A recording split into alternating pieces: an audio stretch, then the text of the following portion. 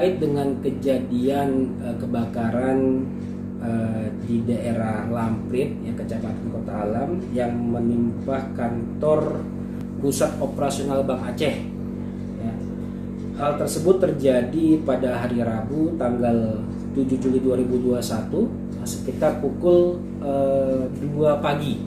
Adapun yang terbakar, ini harus saya klarifikasi, ya, bahwa itu yang terbakar bukan gedung, ya, bukan gedung dari kantor tersebut, melainkan adalah neon box yang terpampang di bagian depan Bank Aceh tersebut.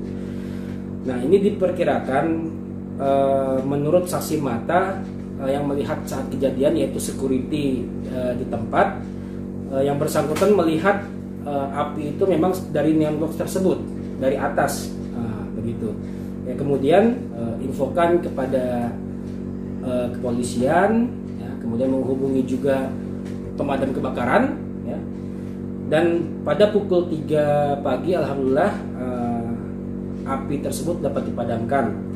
Kemudian untuk tim olah TKP dari Inafis Polresta Banda Aceh juga sudah mendatangi TKP untuk melakukan olah TKP, dan didapat keterangan di sekitar TKP maupun dari saksi yang melihat bahwa memang kemungkinan besar itu terjadi korslet listrik pada neon box.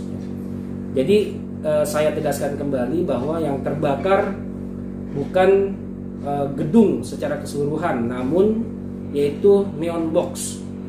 Untuk perlengkapan kemudian barang-barang di dalam kantor tersebut, ya, kantor Bank Aceh tersebut itu aman, dipastikan aman.